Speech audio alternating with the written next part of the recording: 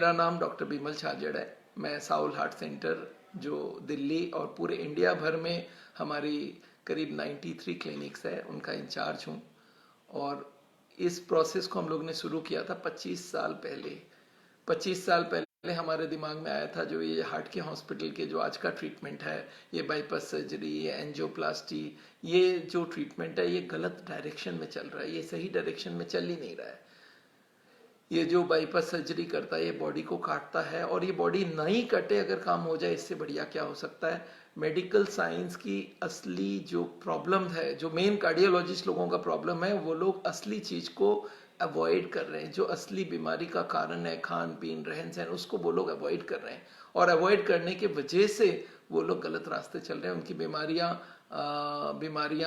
बढ़ते जा रही है, हार्ट के मरीज बढ़ रहे हैं। ये कैसे सक्सेस की बात हो रही है? देखिए, जहां पोलियो के पेशेंट एक भी नहीं है वो तो सक्सेस की बात है। जहां स्मॉल पॉक्स के पेशेंट खत्म हो गए वो सक्सेस की बात है। हार्ट के पेशेंट बढ़ रहे हैं, इसको सक्सेस कैसे बोल दें? तो ये जो आज कार्डियोलॉजी की सिस्टम है वो फेलियर की तरफ जा रही है, और फेलियर की तरफ इसलिए जा रही है कि ये सिस्टम गलत चल रहा है। आज जो बीमारी का असली जड़ है उसको पकड़ना पड़ेगा और उसको सॉल्व करना पड़ेगा, और साउल का यही इसका एम है। साउल का मतलब आपको मालूम है ना? साउल का मतलब है science and art of living. Medical science से जो जो अच्छा चीज है वो हमने लिया है, और आर्ट ऑफ लिविंग से जो जो अच्छी चीज है वो हमने ली है। दोनों को मिला के science and art of living, ये दोनों को मिला के हमने इस सिस्टम को डेवलप किया है। बहुत साल पहले, आज से 25 साल पहले, हमने all India institute of medical sciences AIIMS को छोड़ के इस सिस्टम को चालू किया था। और हमारा एम ये था कि हार्ट के मरीजों को हम लोग असली जगह में हिट करें, असली जगह जिस वजह से उनकी बीमारी हुई है वो वजह को ठीक करें, तो ये लॉन्ग टर्म में बड़ा फायदा होगा। और यही हुआ, हमारे हजारों हजारों में पेशेंट ठीक होते गए। और जिनको बोला गया कि कल ही बाईपास सर्जरी है, कल ही एंजियोप्लास्टी, उनको करने की जरूरत ही नहीं पड़ी।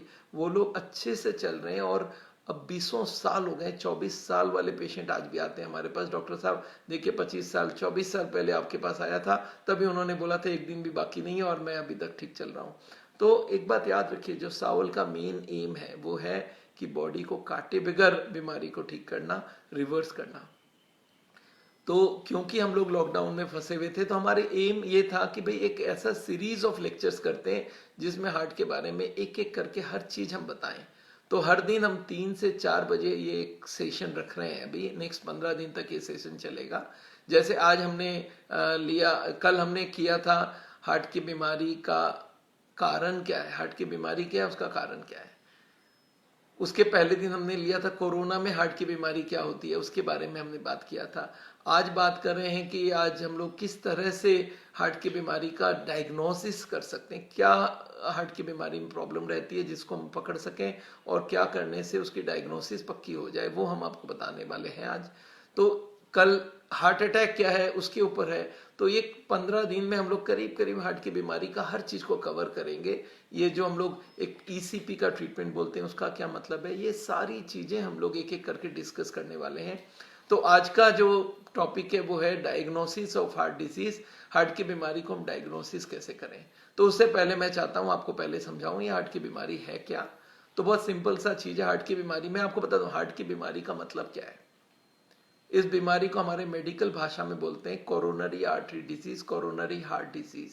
ये कोरोनरी हार्ट डिजीज जो है इसके बहुत सारे नाम है। कोरोनरी आर्टरी डिजीज भी बोलते हैं, कोई इश्कीमिक हार्ट डिजीज भी बोलते हैं, इसको IHD भी बोलते हैं, इश्कीमिया भी बोलते हैं, और इसको हम लोग के भाषा में कोई कोई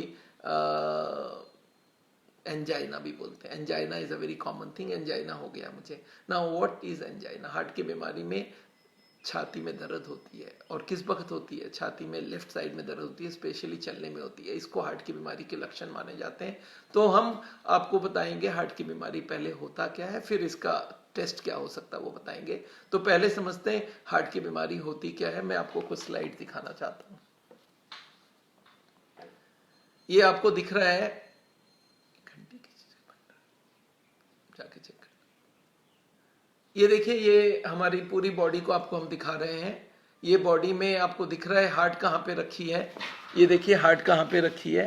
ये हार्ट है। ये हार्ट जब पंप करती है तो यहाँ से ब्लड पूरे शरीर को जाती है, और यहाँ से हार्ट कंटिन्यूअसली पंप करता रहता है, हार्ट पंप करता है तो हार्ट की पूरी ब्लड को पूरे बॉडी को फैला देता है हार्ट।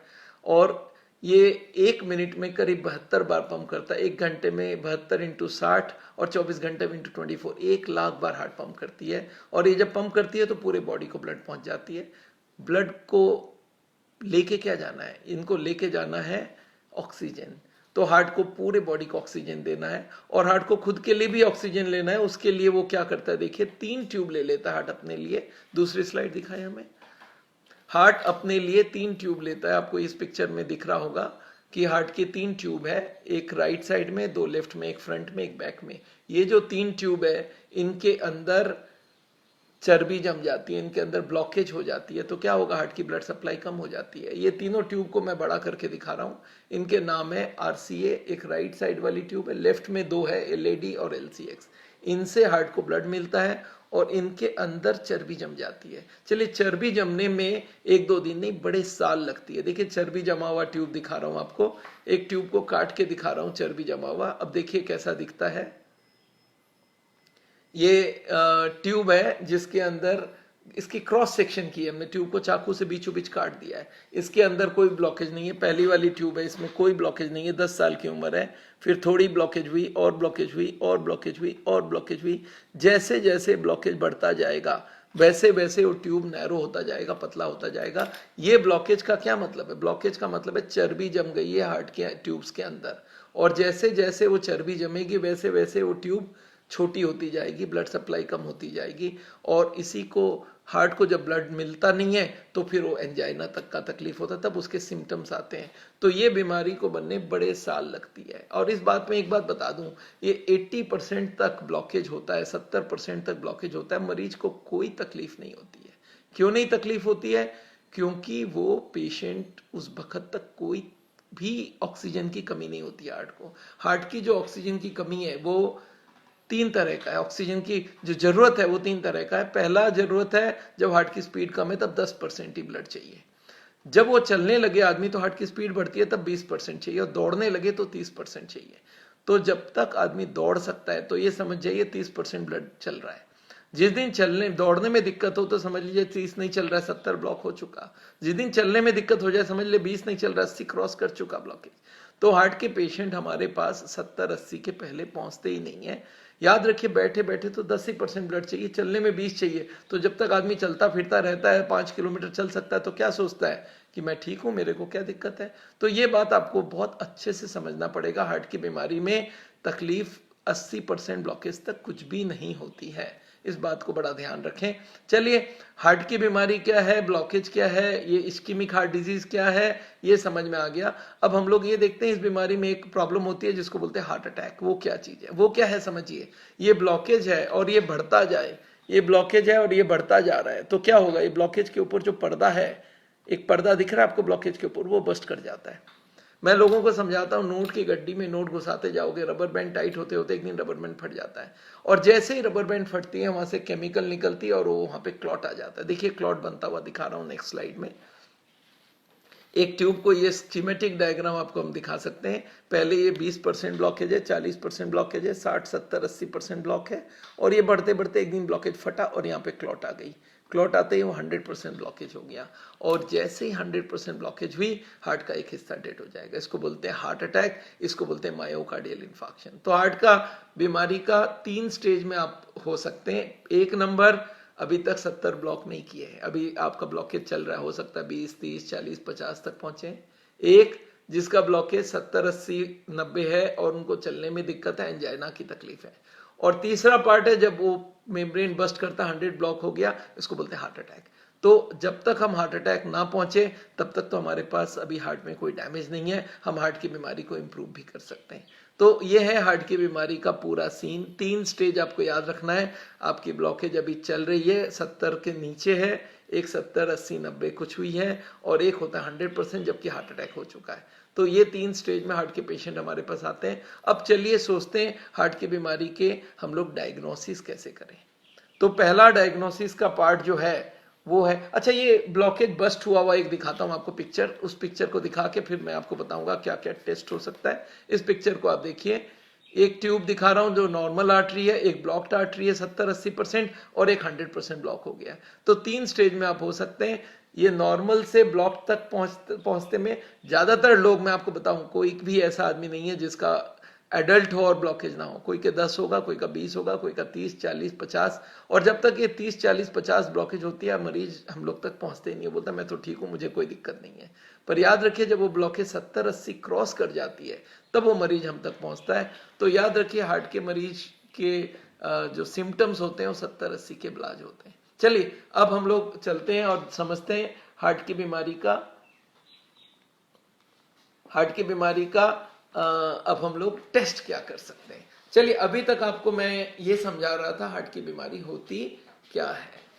अगर एक सेंटेंस में बोला जाए तो क्या है हार्ट की बीमारी? हार्ट पूरे बॉडी को ब्लड देता है, खुद के लिए जो 3 ट्यूब लेता है उन्हीं के अंदर चर्बी जम जाती है, कोलेस्ट्रॉल, ट्राइग्लिसराइड जम जाती है और वो धीरे धीरे ब्लॉकेज जब बढ़ते जाती है 70-80 क्रॉस कर जाती है तब वो हार्ट की बीमारी है। ये है हार्ट की बीमारी का इजी डेफिनेशन।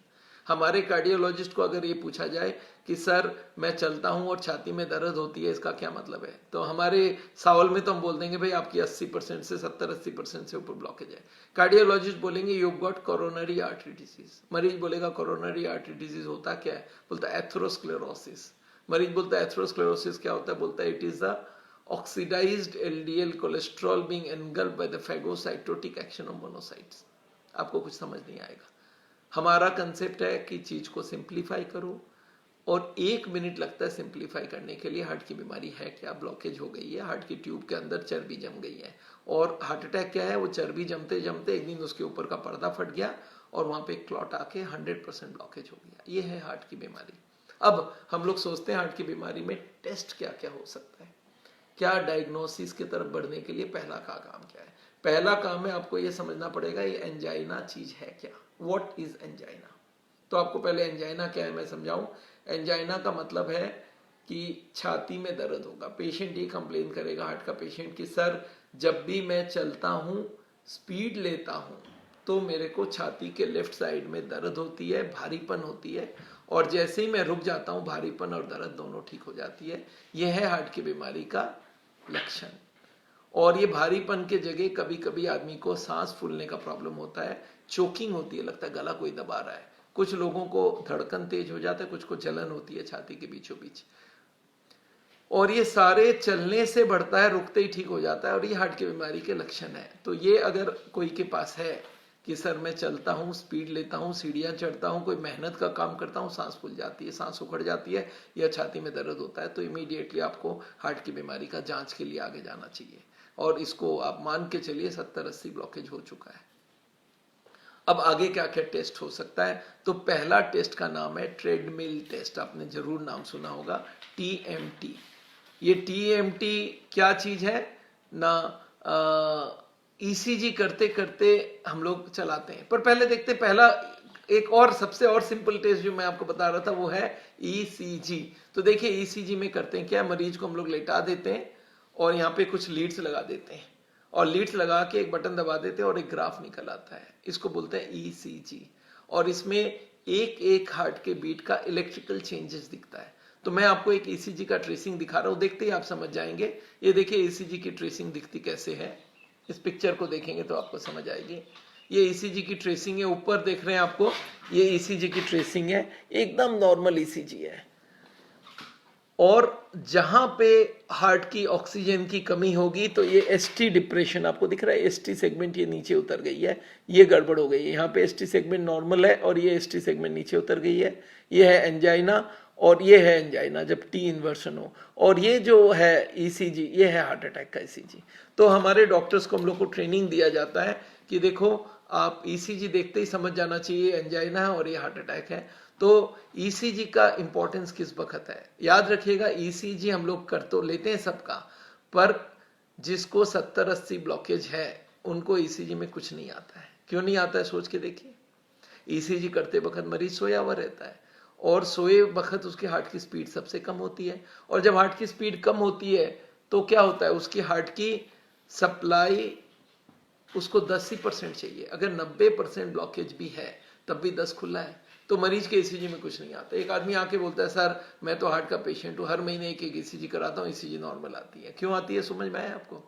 लेटे लेटे ईसीजी कराओगे तो 10% ही तो ब्लड चाहिए, 90 ब्लॉकेज तक भी ईसीजी ठीक है। बोलता है मैं चलता हूं तब दर्द होता है, तो फिर हम लोग क्या बोलेंगे? चल के ईसीजी करा लो। और चल के ईसीजी का क्या नाम है? इसका नाम है टीएमटी। आपने सुना होगा, ट्रेडमिल टेस्ट। तो देखिए ट्रेडमिल टेस्ट क्या होता है, ये पिक्चर मैं आपको दिखा रहा हूं ट्रेडमिल का, ये है ट्रेडमिल टेस्ट। ये दिख रहा है एक आदमी के बहुत सारे ईसीजी लगा दिया और कंप्यूटर में वो ईसीजी जुड़ गए हैं, और अब उस मरीज को एक बेल्ट के ऊपर खड़ा किया है, ट्रेडमिल मशीन के ऊपर। वो दोनों हाथ से मशीन का हैंडल को पकड़ा है और अब उसकी स्पीड बढ़ाना हार्ट का। जब वो खड़ा हुआ है तो हार्ट की स्पीड बहुत कम रहेगी, तब उसको 10% ब्लड चाहिए। अब क्या होगा, मशीन की स्पीड बढ़ाते हैं 3 मिनट के लिए, धीरे धीरे धीरे धीरे धीरे, और जैसे ही स्पीड बढ़ती है तो हार्ट की स्पीड भी बढ़ने लगती है। ईसीजी फिर चेक चेक चलता रहता है। जब तक ईसीजी में चेंज नहीं है तब हम लोग फिर और स्पीड बढ़ा देते हैं, फिर 3 मिनट देखे कोई चेंज नहीं है तो फिर और स्पीड बढ़ा देते हैं। और अगर वो 9, 10, 15, 12 मिनट तक चला गया और कोई ईसीजी में चेंज नहीं है, इसका क्या मतलब हो गया? आपको समझ आ रहा है इसका क्या मतलब है? इसका मतलब है उसको दौड़ने के लिए हार्ट को जितना ब्लड चाहिए वो उसके पास है। तो इसका मतलब ट्रेडमिल टेस्ट नेगेटिव हो गया। नेगेटिव का क्या मतलब है? ईसीजी लगा के हमने उसको चलाया, स्पीड ले लाया, दौड़ाया, और फिर भी कुछ भी चेंज नहीं आई, इसका मतलब है ट्रेडमिल नेगेटिव। इसका क्या मतलब है? इसका मतलब नहीं है 0 ब्लॉकेज है, इसका मतलब है 30% ब्लड हार्ट को मिल रहा है। अगर 30% ब्लड मिल रहा है, इसका क्या मतलब है? कि भाई 70 से कम ब्लॉकेज है। तो याद रखिएगा, आगे के जमाने में बहुत साल, 10-15 साल पहले कोई आके मेरे को पूछता था सर मेरा हार्ट का बीमारी है क्या? मैं बोलता था एक टेस्ट करा देता हूँ। बोला क्या? मैं बोला हम ये चेक कर लेंगे 10 है कि नहीं, 20 है कि नहीं, 30 है कि नहीं। बोला क्या करेंगे? मैं बोला ईसीजी लगा के आपको स्पीड से चलाएंगे, पहले धीरे चलाएंगे, फिर स्पीड से, फिर दौड़ाएंगे, और अगर तीनों क्रॉस कर गए और कुछ भी चेंज नहीं है तो हम समझ जाएंगे आपके हार्ट की बीमारी नहीं है। मतलब क्या? 70 से कम ब्लॉकेज है। पर आजकल टीएमटी, एक आदमी मेरे को आके बोलता है सर टीएमटी क्या कराएंगे? मुझे मालूम है, मैं चलता हूं, मेरे को दर्द होता है, रुकते ही ठीक हो जाता हूं, तो टीएमटी पॉजिटिव होगा, आप लिख लो मेरे से। तो टीएमटी से हम लोग रफ आइडिया लगा सकते हैं कि ब्लॉकेज 70 को क्रॉस कर गया या 70 के नीचे है। पर आदमी बोलता है इसका मतलब मैं फिर 70 तक वेट करूं, हर साल टीएमटी करते रहूं, जब पॉजिटिव आएगा तब देखेंगे। बोला ना 70 ब्लॉकेज तो बहुत ज्यादा हो गया। हम लोग को तो ब्लॉकेज को 50 से पहले ही पता हो जाना चाहिए, क्योंकि 50 से पहले ही हार्ट अटैक के चांसेस काफी बढ़ जाते हैं। याद रखिए ब्लॉकेज बढ़ रहा है, पहले 10% होगा, फिर 20% होगा, फिर 30% होगा। ब्लॉकेज जैसे जैसे बढ़ेगा उसके ऊपर का पर्दा खींचता जाएगा। ये देखा गया 40-50% के बाद, 40-50% के बाद वो पर्दा फटने के चांस बहुत ज्यादा हो जाते हैं। तो इसलिए हमें ये कोशिश करना है कि 40-50 तक की डायग्नोसिस हो जाए।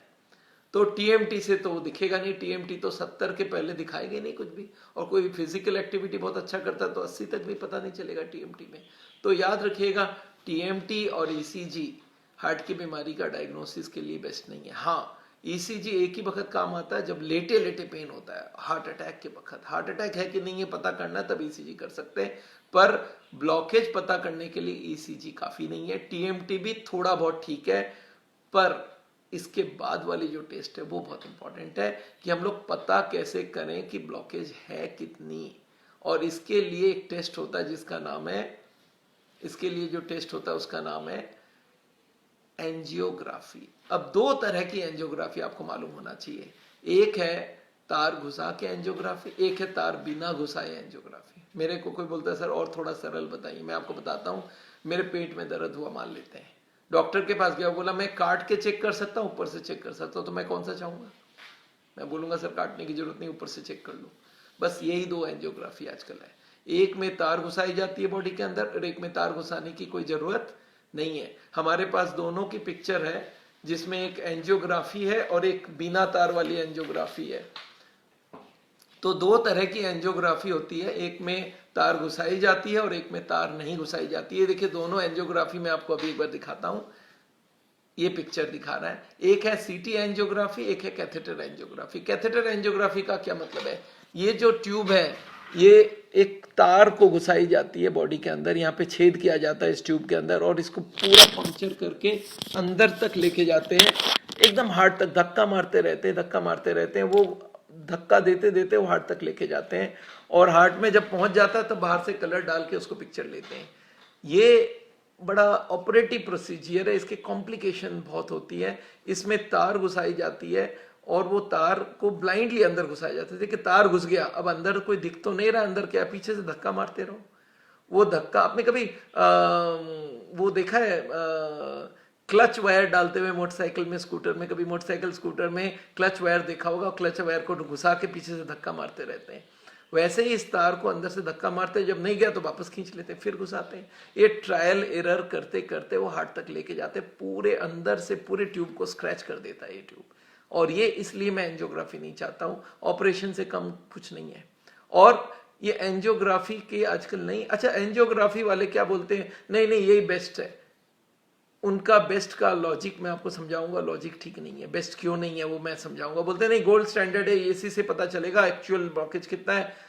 आजकल आ गई है सीटी एंजियोग्राफी। आपको दिख रहा है सीटी एंजियोग्राफी क्या होती है? एक टेबल पे आप लेट जाइए, ये टेबल मूव करके एक अंदर सर्कल के अंदर जाएगा और वो सर्कल में करीब 6 इंच का सर्कल होता है, इसमें एक कैमरा घूमता रहता है, चेहरा बाहर हो जाएगा, एक इंजेक्शन डालेंगे और एक एक्सरे लेंगे, 3-4 सेकेंड में ये एंजियोग्राफी कंप्लीट है और इसमें आपको पता चल जाएगा आपकी ब्लॉकेज कितनी है। तो आपको अब सोचना है कौन सा एंजियोग्राफी आपके लिए। इसमें कोई एडमिशन नहीं है, उसमें एडमिशन है, उसमें तार घुसाया जाएगा। अच्छा एक्यूरेसी दोनों में बहुत बड़ा फर्क कुछ नहीं है। मैं आपको बताऊं, जो लोग भी एंजियोग्राफी को बहुत एक्यूरेट बोलते हैं उनको मैं सिंपल एक क्वेश्चन पूछता हूं कि आप ये बताइए, ये जो एंजियोग्राफी आप दिखा करना चाहते हो इसमें कितनी एक्यूरेट? नहीं बहुत एक्यूरेट पता चलता है। मैं बोला अच्छा कभी आपने ब्लॉकेज देखा इसमें 77.5, 82.9, 39.2 ऐसा देखा कभी? ये ब्लॉकेज जब भी लिखा होगा उसमें लिखा होगा 70, 80, 90, 100। अरे क्या मतलब है राउंड फिगर में? क्यों भाई 70 के बाद क्या 80 ब्लॉक होगा? 70 से 80 ब्लॉकेज जाने में 10% बाकी है, 10% 5 साल लगती है। तो अगर आप एंजियोग्राफी करके बोलते हो 70 ब्लॉक है या 80 ब्लॉक है, इसका मतलब क्या आप एक्यूरेट नहीं हो? एक्यूरेट होते तो बोलते 71.5 ब्लॉकेज है, 82.9 ब्लॉकेज है, 85.3 ब्लॉकेज है। ये क्या मतलब है 70, 80, 90 ब्लॉकेज बोल रहे हो और आप बोलते हो नहीं बहुत एक्यूरेट है। एक्यूरेट होते तो आप एक्यूरेट फिगर देते आप। तो याद रखिए एंजियोग्राफी की जो फिगर का क्लेम्स है ये डॉक्टर टू डॉक्टर बदल जाता है। दिल्ली में मेरे पास एक डॉक्टर आए, बोले डॉक्टर साहब मेरा कल 10% ब्लॉकेज कम हो गया। मैं बोला ऐसे कैसे कम हो गया?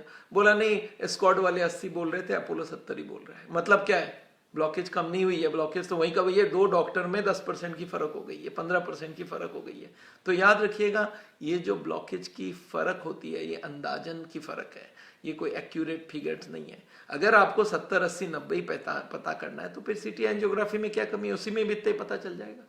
याद रखिए ये दोनों एंजियोग्राफी में बहुत कोई फर्क नहीं है। इस बात को आप बहुत ध्यान से समझ जाइए कि इनको हम लोग को अलग करने की जरूरत नहीं है। तो कोई को इमरजेंसी हो अलग बात है कि अभी कभी एडमिटेड है और वहीं पे तार वाली एंजियोग्राफी करने की जरूरत है। अदरवाइज जो भी आदमी थोड़ा बहुत 2, 4, 5 कदम चलने लायक है उनको हम लोग बोलते हैं आपको कोई एंजियोग्राफी की तार घुसा के एंजियोग्राफी की जरूरत नहीं है, आप जाओ सीटी एंजियोग्राफी कराओ। और ये सीटी एंजियोग्राफी की कॉस्ट भी काफी कम है, no admission is required, cost काफी कम है। सबसे बड़ी बात है रेडिएशन कम जाती है आजकल। आज से बहुत साल पहले सीटी एंजियोग्राफी जब पहले आई थी तो हाई रेडिएशन का बात होता था, आजकल रेडिएशन काफी कम हो गई है। मैं आपको एक दिखाना चाहता हूँ, जो तार वाली एंजियोग्राफी है उसमें बहुत ज्यादा रेडिएशन जाती है। रेडिएशन को अगर मैं बोलूं कितना, नंबर्स आप बताओ जी कितना ज्यादा जाता है। मैं आपको बताऊं, हम लोग मिनिमम रेडिएशन किसको मानते हैं? मिनिमम मान लेते हैं एक एक्सरे करवाते हैं, आपको मालूम है एक्सरे में रेडिएशन जाता है। एक्सरे में पेशेंट को अंदर खड़ा कर लेता है और फिर सारे लोग को बाहर कर देते हैं और खुद भी एक स्क्रीन के पीछे लोग छिप के फिर बटन दबाते हैं और उस वक्त एक्सरे लिया जाता है। तो एक एक्सरे में जो रेडिएशन जाती है उसको हम लोग मिली स्टीवर्ट्स बोलते हैं और उसमें 0.1 मिली स्टीवर्ट जाती है। और अब देखिए आपको ये जितने तरह की एंजियोग्राफी है उसमें कितनी जाती है। ये आपको मैं पिक्चर दिखा रहा हूं, ये देखिए आपको अगर आपको दिखाऊं थोड़ा सा ऊपर करिए, ये देखिए एक एक्सरे का है 0.1 मिली स्टीवर्ट। अगर एक ब्रेन का स्कैन करवाते हैं तो करीब 5 मिली स्टीवर्ट, मतलब 50 एक्सरे के बराबर है। एक कैथेटर एंजियोग्राफी में 70 से 80 एक्सरे आपके अंदर जाती है, जो तार घुसा के एंजियोग्राफी। और ये जो एंजियोप्लास्टी या स्टेंट लगाते हैं तब आपकी करीब 150 एक्सरे जाती है। सीटी एंजियोग्राफी की मैं आपको बताऊं, थोड़ा सा नीचे करो, ये देखिए एक सीटी एंजियोग्राफी का दिखा रहा हूं। 2007 के जो मशीन थे उसमें 125 एक्सरे लगते थे, और अब 2019 के जो लेटेस्ट मशीन्स आ गए उसमें 27 एक्सरे जाती है। तो अगर 27 एक्सरे के बराबर आपकी हो सकती है, इस कर्व को आप बहुत ध्यान से देखिए कि आप कौन सा चाहोगे, ज्यादा एक्सरे जाए या कम एक्सरे जाए।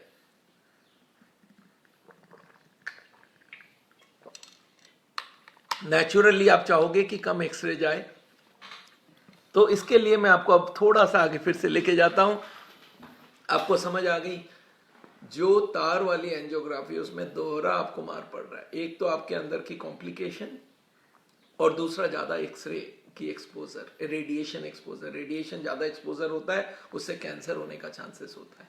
तो हम क्यों करवाएं? अच्छा, तार वाले में एडमिट भी करेंगे, हॉस्पिटल में जाके इन्फेक्शन लेंगे। तार वाली एंजियोग्राफी से अच्छा है कि आप बिना तार वाली एंजियोग्राफी कराओ। आज पिछले 20 साल में जो सबसे बढ़िया टेस्ट हार्ट के लिए आई है वो सीटी एंजियोग्राफी। आपकी बॉडी को काटे बगैर ऊपर से एक्सरे करके आपकी ब्लॉकेज अंदर में कितनी है, 10, 20, 30, 40, 50, 60 सब बता देंगे। और क्या चाहिए आपको? और ये एक्सरे टेक्नोलॉजी इतनी इंप्रूव कर गई है। ये जो स्लाइड्स है आपको मैं बताना चाहता हूं इसकी कितनी इंप्रूवमेंट हुई है पिछले दिनों में। ये देखिए, हम लोग पहला 98 में ये सिटी एंजियोग्राफी आई थी, 4 से 8 स्लाइड, 16 स्लाइड के वक्त मुझे याद है दिल्ली में क्या हल्ला हुआ था कि 16 स्लाइड की एंजियोग्राफी आ गई है। पर उसके बाद 32 स्लाइड आ गई, 2005 में 64 स्लाइड आ गई, 128 स्लाइड आ गई, अब 320 स्लाइड आ गई। तो अब आप ये समझ लीजिए इतनी बढ़िया मशीन आने लग गई है कि हमारी सीटी एंजियोग्राफी में 1 मिनट लगता नहीं है। टोटल 5 सेकंड की एक्सरे है और आपको पता चल जाएगा कितनी ब्लॉकेज है। कभी कभी लोग बोलते हैं सर हार्ट की स्पीड ज़्यादा है इसलिए मेरे को नहीं कर पाए, पर आजकल की जो लेटेस्ट डुअल कैमरा वाली मशीन है उसमें स्पीड का भी प्रॉब्लम नहीं है। तो इसलिए आपको याद रखना है CT angiography is the best way. CT angiography is the best way. आप सीटी एंजियोग्राफी करवाइए, इससे आपकी ब्लॉकेज पता चल जाएगा। और इसमें एक और आपको बता दूं, सीटी एंजियोग्राफी में कॉस्ट की बड़ा फर्क होता है।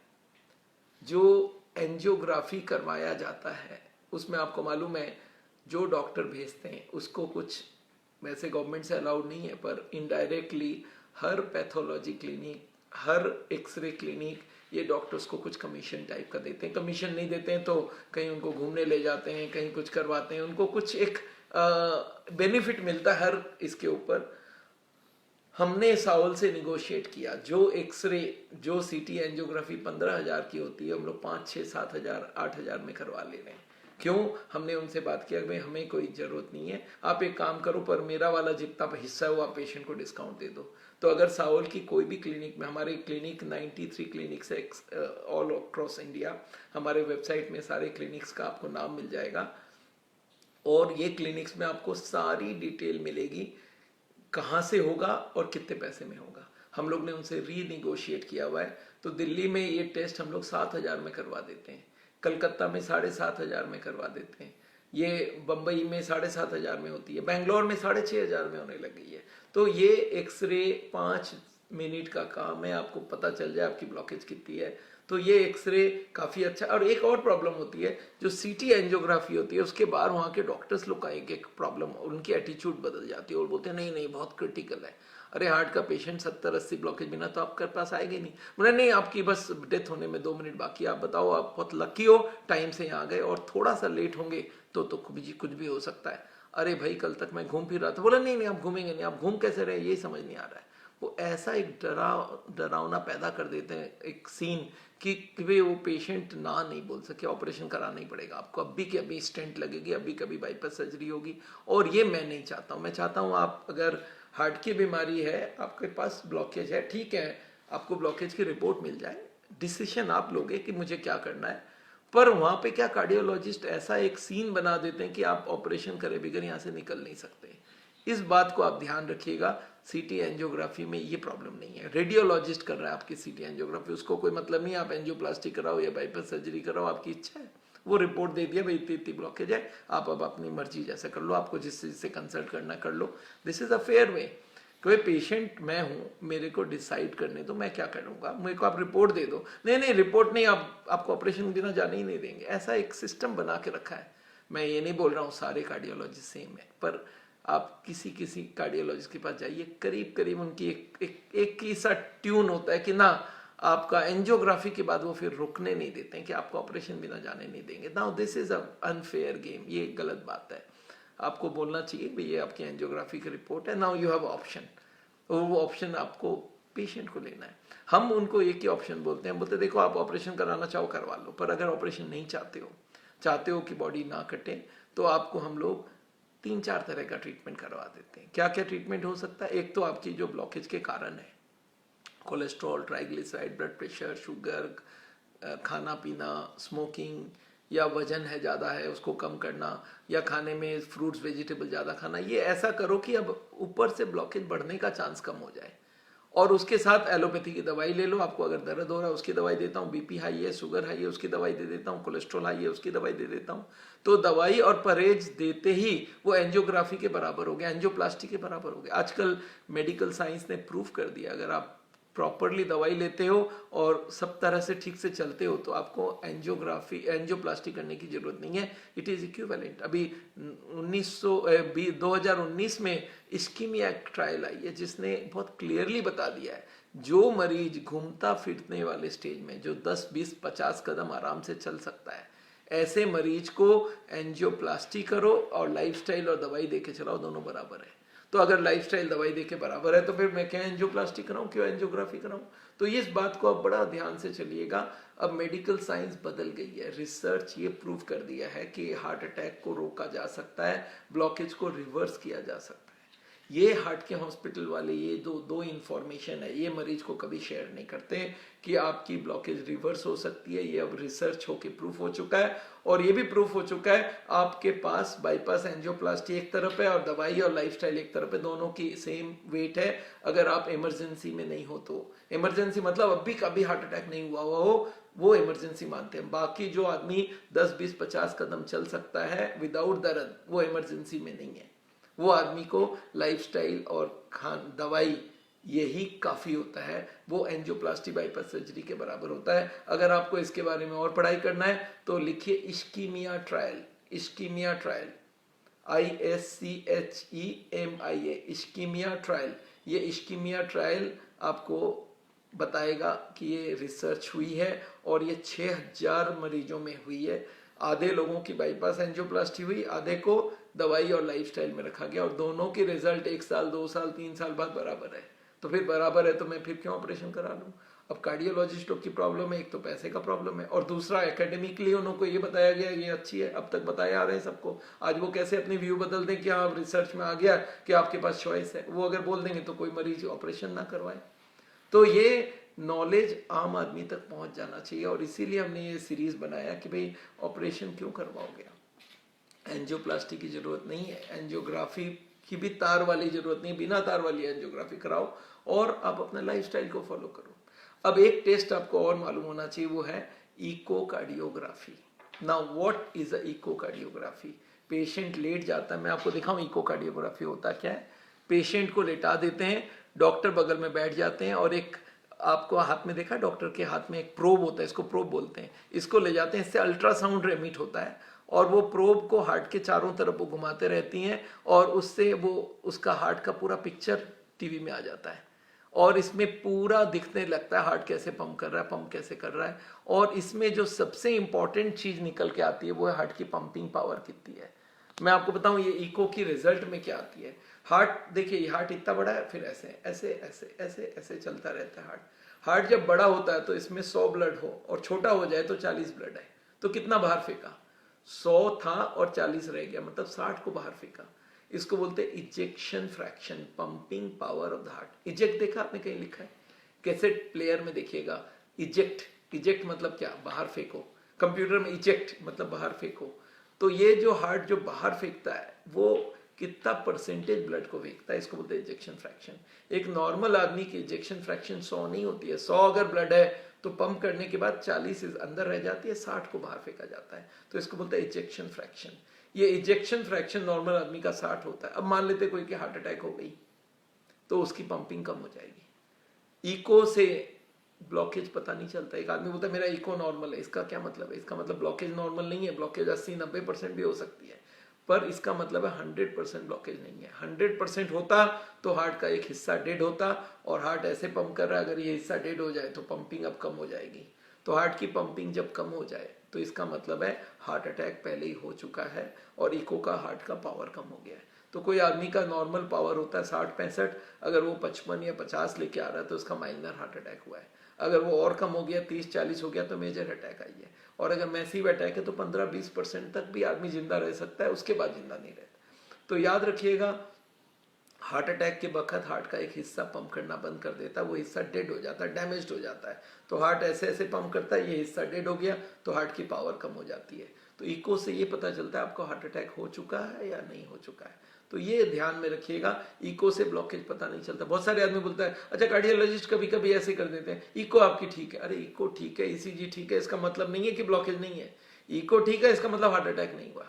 ईसीजी ठीक है, इसका मतलब अभी का अभी बैठे बैठे दर्द नहीं हो रहा, बैठे बैठे एंजाइना नहीं हो रहा, हार्ट अटैक नहीं है।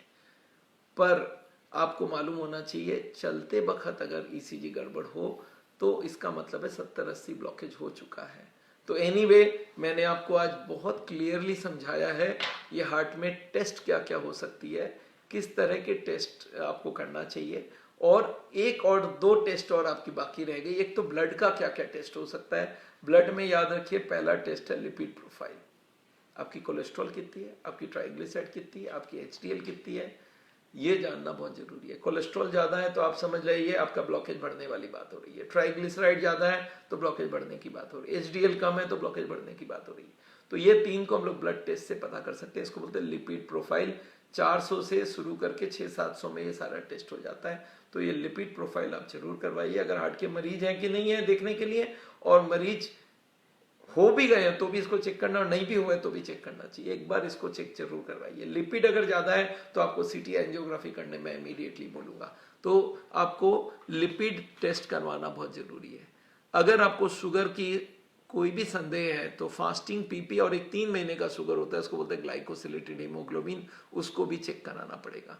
तो ये 3 टेस्ट आपको करवाना है। शुगर का 3 test, fasting sugar, PP sugar और 3 महीने का शुगर, और ब्लड में लिपिड प्रोफाइल। ये तो कॉमन टेस्ट है, मैंने देखा है हार्ट के हॉस्पिटल एंजियोग्राफी तक कर देती है और तीनों नहीं करवाती है।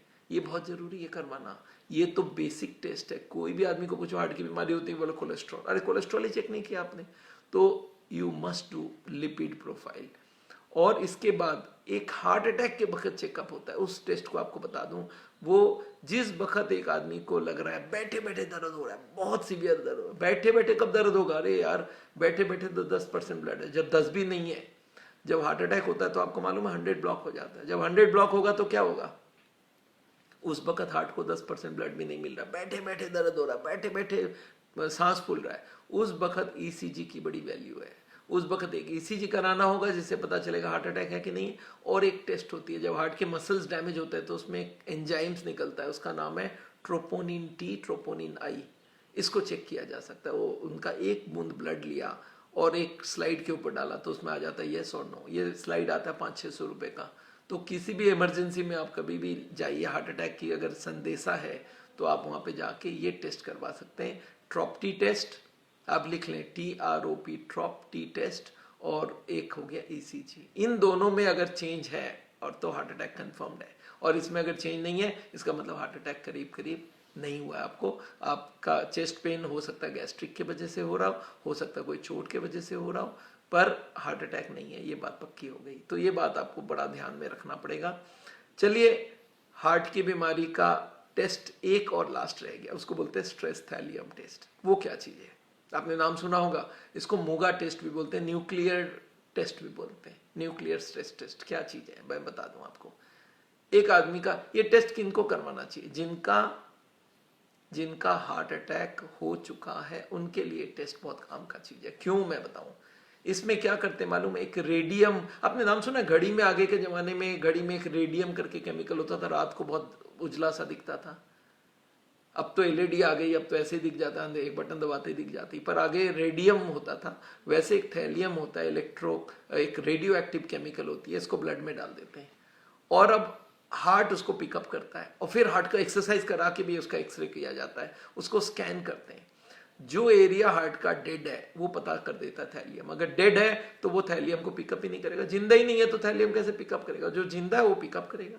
जो एरिया में फुल थैलियम जा रहा है वो तो जिंदा है और अच्छे से चल रहा है, जिसमें कम जा रहा है वो एंजाइना स्टेज में है, और जिसका जा ही नहीं रहा है वो डेड एरिया है। तो अगर कोई आदमी बोलता है सर मेरा पंपिंग पावर कम है, मुझे चेक करना मेरा कितना हार्ट डेड है और कितना अभी तक काम कर रहा है ठीक ठाक, तो उसके लिए उनको थैलियम टेस्ट बुलाता है। ये 7-8 से 10,000 तक का टेस्ट होता है, और ये टेस्ट भी कराया जा सकता है, पर हर केस में हम नहीं करवाते हैं। इसमें भी रेडिएशन जाती है, तो हम बोलते हैं कुछ सिलेक्टेड केसेस में हम लोग ये थैलियम स्कैन कराते हैं। तो हार्ट की बीमारी में अब करीब करीब एक बार सम अप कर दूं आप क्या क्या टेस्ट करा सकते हैं। एक तो उसकी हिस्ट्री बहुत जरूरत है, एंजाइना का हिस्ट्री पूरा होना चाहिए। उसके साथ आपको ये पता करना चाहिए पहले कभी लिपिड कराया कि नहीं, स्मोकिंग कराया कि नहीं, उसकी हिस्ट्री पूरा लेना होगा। आपके ब्लॉकेज के कारण को ढूंढना पड़ेगा, आप स्मोक करते हो क्या, जर्दा खाते हो कि नहीं, आपकी कोलेस्ट्रॉल ज़्यादा तो नहीं है, ब्लड प्रेशर ज़्यादा तो नहीं है, शुगर तो ज़्यादा नहीं है, ये आपको हिस्ट्री लेना पड़ेगा। इससे करीब करीब हम लोग आइडिया ले लेते हैं भाई कितनी बीमारी है और तकलीफ क्या है, एंजाइना है कि नहीं है। ये सब सिम्टम्स होने के बाद फिर हम बोलते हैं अब टेस्ट पे आ जाओ। टेस्ट के लिए आपको पहले हम लोग बोलेंगे एक ईसीजी करा सकते हो और एक लिपिड प्रोफाइल और शुगर करवा के लाइए। और अगर ईसीजी के बाद नेक्स्ट टेस्ट कराना है तो हम लोग को ये डिसाइड करना है वेदर ट्रेडमिल टेस्ट, अगर पैसे की कमी है, आपको लगता है नहीं सर मेरे को 1,000-1,500 में ही करना है, 2,000 तक कराना, तो ट्रेडमिल हो जाएगा। अगर 6-7 हज़ार रुपये खर्चा करेंगे तो आपका सीटी एंजियोग्राफी हो जाएगा, ब्लॉकेज पता चल जाएगा। अगर ब्लॉकेज है तो हम प्रिकॉशन ले सकते हैं। एकदम ही ब्लॉकेज नहीं है तो फिर तो 10 साल तक आपको कोई चिंता नहीं करने की जरूरत है। पर अगर ब्लॉकेज 40-50% हो गई है तो हम लोग को बड़ा ध्यान रखना पड़ेगा। तो इसलिए आपको ये ध्यान रखना है कि 40-50 ब्लॉकेज होने के बाद you have to take all the precautions. और अगर 70-80 हो गई है तो आपको रिवर्सल करना होगा, और रिवर्सल के लिए हम लोग खाना पीना, दवाइयाँ और उसके संग 2 और ट्रीटमेंट कराते हैं। इसका नाम है नेचुरल बाईपास और ईसीपी। इसमें क्या करते हैं, हार्ट में जो ट्यूब्स ऑलरेडी ब्लॉक्ड है उसके सहारे में गॉड ने एक एक्स्ट्रा सेट ऑफ ट्यूब छोड़ा हुआ है, इनको बोलते हैं कैपिलरीज एंड कोलैटरल्स। एक के संग एक फ्री, ऐसा वाली बात है। हार्ट में एक ट्यूब गॉड ने दिया है, भगवान ने दिया है, अल्लाह ने दिया है, और साथ में एक और सेट ऑफ दिया हुआ है। वो सेट हमारी बंद पड़ी होती है, उसको खोलने के लिए एक मशीन का ट्रीटमेंट होता है, करीब 40 दिन का वो ट्रीटमेंट होता है। तो ये याद रखिएगा, वो ट्रीटमेंट बहुत कामयाब है। और एक हम लोग करते हैं डिटॉक्सिफिकेशन, बॉडी में टॉक्सिसिटी हो जाती है, कोलेस्ट्रॉल जमना भी टॉक्सिसिटी में लेते हैं हम लोग, और वो ब्लॉकेज को हम लोग कुछ हद तक कम कर सकते हैं। 10-15% भी कम कर दिया तो हमारा काम बन जाएगा। वैसे लाइफस्टाइल को अगर बहुत तरीके से कोई करे तो वो भी 2-4% ब्लॉकेज, 2% ब्लॉकेज को 1 साल में कम कर सकता है। पर ये डिटॉक्स से 10-15% तक ब्लॉकेज कम हो जाती है, ये हमने देखा है। और आजकल अमेरिका में इसके ऊपर बहुत बड़ा ट्रायल हुआ है, इसका नाम है टैक ट्रायल। आप कभी लिखिएगा TACT, इसमें वो EDTA करके एक दवाई दी जाती है, और इसके संग बहुत सारे एंटीऑक्सीडेंट, बहुत सारे विटामिन देते हैं, जिससे वो ब्लॉकेज को हम लोग डिटॉक्सिफाई करते हैं। ब्लॉकेज के अंदर से कुछ सामान निकल जाता है और उससे ब्लॉकेज कम होती है। तो आपको मैं एक ही बात बोलूँगा, ये टेस्ट होने के बाद भी घबराने की ज़रूरत नहीं है। आप आराम से डिसीजन ले, पैनिक करने की कोई ज़रूरत नहीं है। वो पैनिक करवा देते हैं। हार्ट के पेशेंट 70-80 के पहले तो डॉक्टर के पास पहुँचेंगे ही नहीं। तो 80 ब्लॉक है तो ये समझ के चलिए ये तो ठीक ठाक ही ब्लॉक है, इतना हुए बगैर आपको कोई तकलीफ ही नहीं होती है। हार्ट का पेशेंट क्या सोचता है, बस दर्द हुआ है तो इसका मतलब मेरा 10-5 ही ब्लॉकेज होगा। 10-5 ब्लॉकेज में कोई तकलीफ नहीं होती है। 40, 50, 60, 70 में भी तकलीफ नहीं होगी, 70 के बाद तकलीफ होगी। तो हार्ट का पेशेंट जब एंजियोग्राफी कराता है क्या सोचता है, मेरी तो 10-15 ब्लॉकेज होगा, अभी तो दर्द 1 ही महीना हुआ है। ब्लॉकेज दर्द तो होगा जब 70-80 क्रॉस करेगा उसके बाद ही।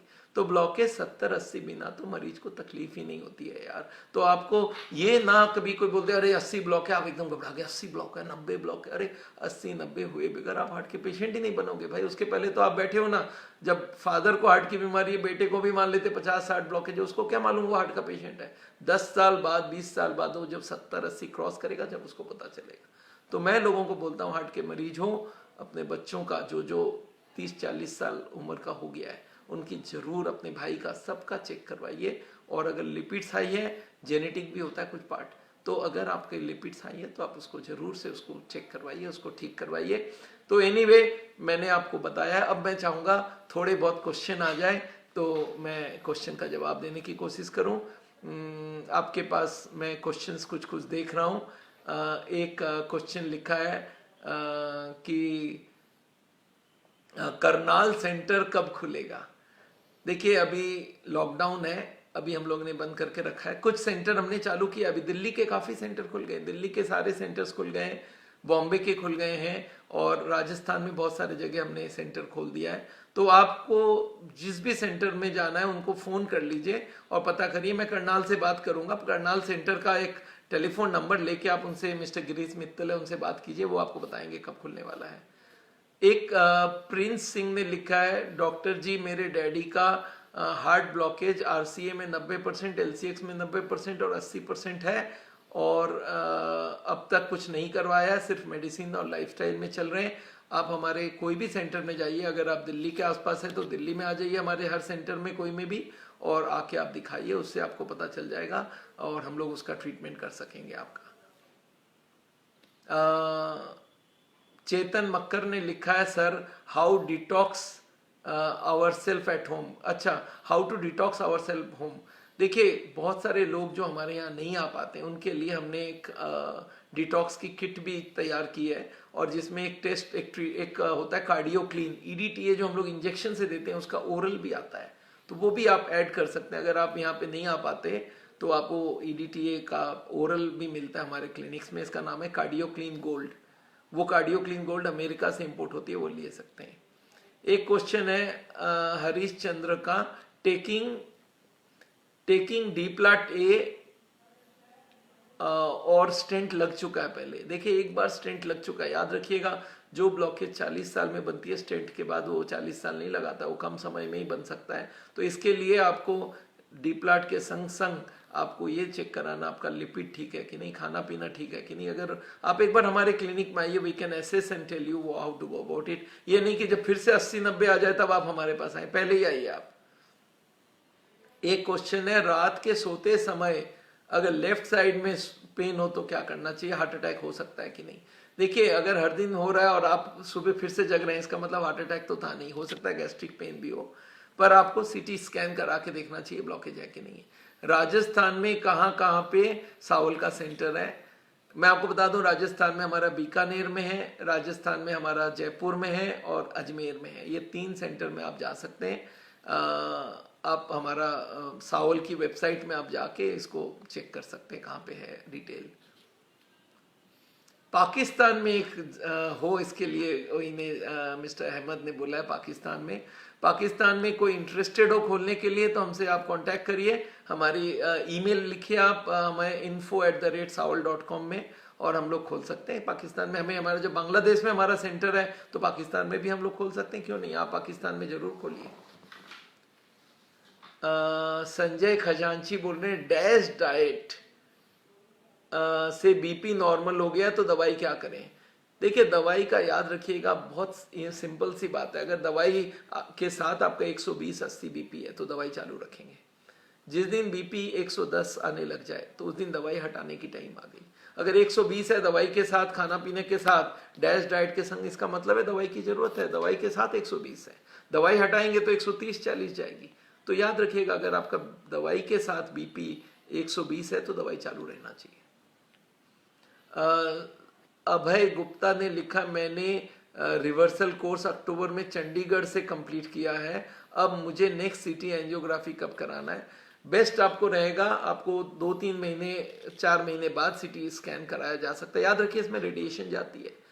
बेस्ट होगा आप एक बार दिल्ली में आके मिल लीजिए हम लोग से, अपॉइंटमेंट कर लीजिए। अब तो हम लोग खुले हुए भी हैं, जैसे ही लॉकडाउन खुलता है आप यहाँ आके हम लोग को दिखा सकते हैं, फिर हम आपको गाइड कर देंगे।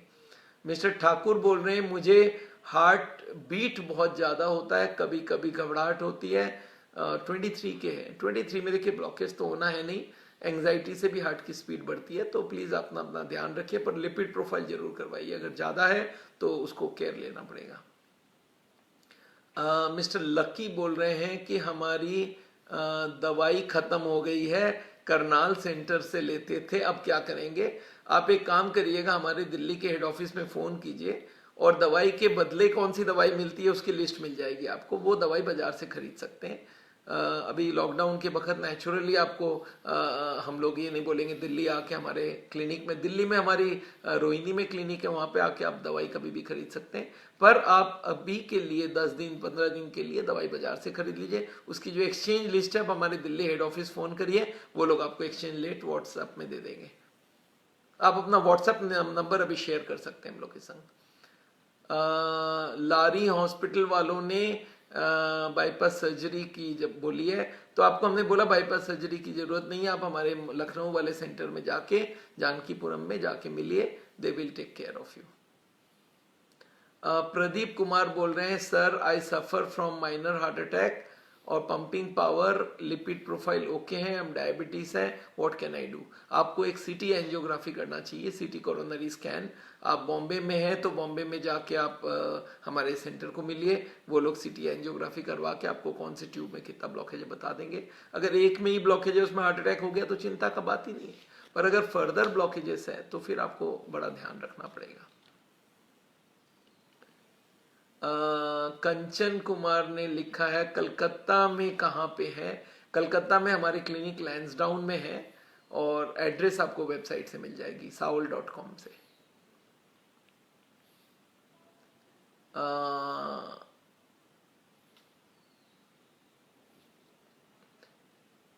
हरीश जी ने लिखा, मैंने आपकी सेमिनार भी अटेंड करी है और खाना पीना फॉलो कर रहे हैं, तो गुड इनफ, गुड इनफ, बहुत अच्छा। आप लिपिड बीच बीच में चेक कराइए और हमारे कोई भी सेंटर में बीच बीच में चेक करा लिया कीजिए।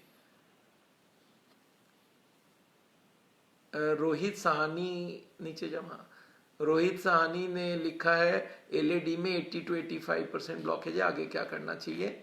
तो याद रखिएगा, एलएडी में जितना भी ब्लॉकेज है, नथिंग टू वरी, आप हमारे सेंटर्स में कांटेक्ट कीजिए। आप अगर दिल्ली में है तो दिल्ली सेंटर में कांटेक्ट कीजिए। दिल्ली में हमारे बहुत सारे जगह सेंटर है, हमारी छतरपुर है, हमारे लाजपत नगर है, करोल बाग है, रोहिणी है, जमुना पार में है, गाजियाबाद में है, एनसीआर में फरीदाबाद में है, और छतरपुर तो हमारा हेड ऑफिस है, आप आके दिखाएं, हमें कोई दिक्कत नहीं है। कैलाश चौधरी बोल रहे हैं, मुझे पहले कैलाप्टिन दिया था, अब डेलजिम दे रहे हैं, तो आप लीजिए, हार्ट की स्पीड बढ़ने से ये दिया जाता है, तो आप ये दवाई लीजिए और आके हम लोग से चेकअप करवाइए एक बार आके। और क्या क्वेश्चन बनता है देखते हैं, एक आध अच्छी सी क्वेश्चन मिल जाए तो। Is there any natural way of detox. मैंने आपको बोला है नेचुरल वे का डिटॉक्स। डिटॉक्स का देखिए, एक होता है जनरल डिटॉक्स, एक होता है कार्डियक डिटॉक्स, ब्लॉकेज के लिए डिटॉक्स। उसके लिए आपको हमारे यहाँ आना पड़ेगा। जनरल डिटॉक्स की तो बहुत डाइट मिलता है, आप आ जाइए, लैपटॉप में डालिए, जूस पी के भी डिटॉक्स करवाते हैं, पर वो डिटॉक्स पावरफुल डिटॉक्स नहीं है। हार्ट की ब्लॉकेज के लिए डिटॉक्स ट्रीटमेंट बहुत स्पेसिफिक होता है। I want to go for CT angiography in Delhi, तो फिर तो कोई दिक्कत है ही नहीं। गवर्नमेंट एम्प्लॉई अगर आप सीजीएचएस वाले हैं तो ये आपका फ्री भी हो जाएगा सीटी एंजियोग्राफी। तो एनीवे, मैं जानता हूं मैंने आपको बहुत सारी इंफॉर्मेशन दी है, और आपको मैं ये भी बोलना चाहता हूं, कल हमारा एक और शो है और उसमें मैं हार्ट अटैक डिस्कस करूंगा। हार्ट अटैक होता क्या है, heart attack minor heart attack, major heart attack के तरीके क्या क्या, हार्ट अटैक पता कैसे चलेगा, हार्ट अटैक का इमीडिएट ट्रीटमेंट क्या होता है, और आपको इमरजेंसी में क्या करना चाहिए, कोई को हार्ट अटैक हो गया उस वक्त क्या करें।